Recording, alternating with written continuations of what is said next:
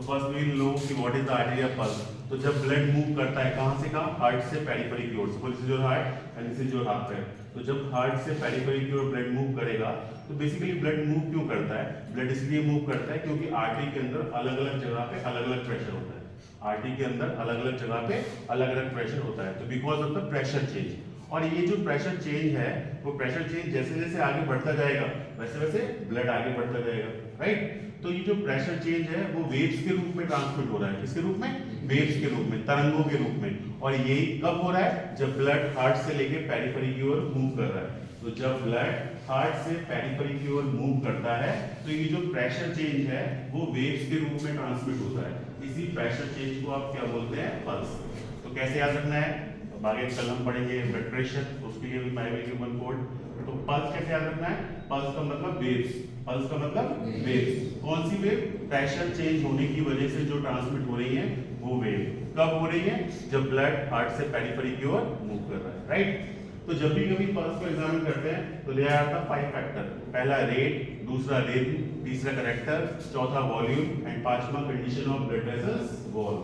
तो पहला आया रेट। रेट का मतलब क्या है? तो पूछेगा pulse rate, what is pulse rate? Pulse rate का मतलब क्या है? The frequency of wave in minute. Frequency का मतलब नंबर, फ्रीक्वेंसी का मतलब नंबर। एक मिनट में कितनी पल्स है, that is pulse rate, right. तो वो अलग अलग एज के हिसाब से अलग अलग होगी।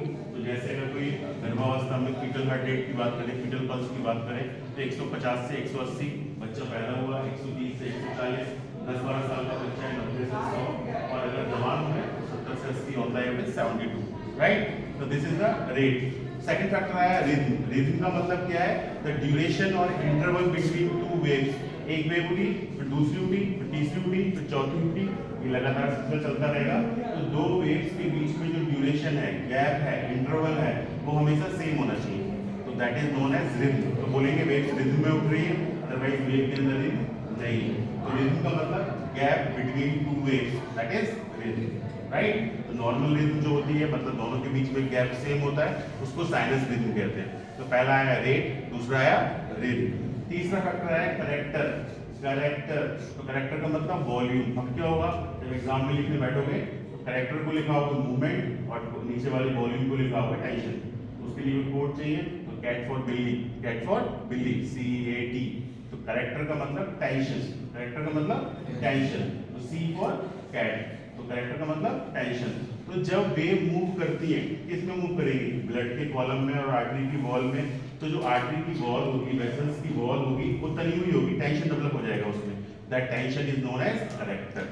That tension is known as character. तो tension developed in the vessels wall due to the movement of pressure change due to the wave, that is known as character. चौथा आया वॉल्यूम। वॉल्यूम का मतलब क्या है?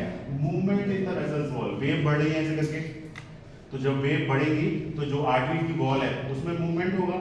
मूवमेंट कम हो रहा है, ज्यादा हो रहा है, कितना हो रहा है, that is known as volume, that is known as volume.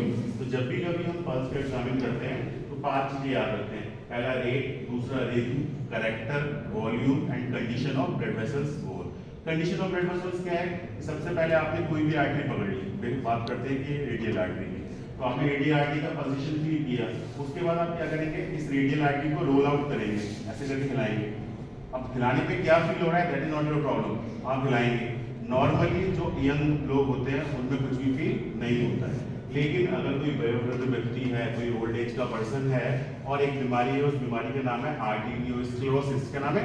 Arteriosclerosis. तो उस बीमारी में ऐसा फील होता है जैसे आप रस्सी को मूव कर रहे हो, जैसे आप रस्सी को मूव कर रहे हो, it will feel like as that of god. तो दैट इज नोन एज उसी condition of blood vessels wall.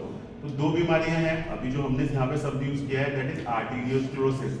एक शब्द और है एथेरोस्क्लेरोसिस। तो ब्लड वेसल्स की वॉल के अंदर कोलेस्ट्रॉल का जमा हो जाना, एथेरोस्क्लेरोसिस। जो आर्टरी की वॉल है वो सेल 3 लेयर से बनी है। जब आप एनाटॉमी पढ़ोगे, टुनिका मीडिया, टुनिका एक्सटर्ना एंड टुनिका इंटरना, तो उन टुनिकाओं के बीच में कोलेस्ट्रॉल डिपॉजिट हो जाएगा, that is known as arteriosclerosis. तो पल्स क्या थी? जब भी कभी पल्स कोई सपने में भी पूछे, पल्स का मतलब वेव। पल्स का मतलब वेव। कौन सी वेव? प्रेशर चेंज होने की वजह से वेव। प्रेशर चेंज होने की वजह से क्या होगा? प्रेशर चेंज मूव होगा। कब होगा? जब ब्लड हार्ट से लेकर पेरिफेरी की ओर मूव करेगा। जब भी इसको एग्जामिन करते हैं तो 5 लिए एग्जामिन करते हैं, rate, Rin, character, volume and condition of blood vessels. तो अगली क्लास में हम क्या पढ़ेंगे, प्रैक्टिकल जो तुम्हारा होगा कि हम प्रैक्टिकली एग्जामिन कैसे करते हैं, ठीक है।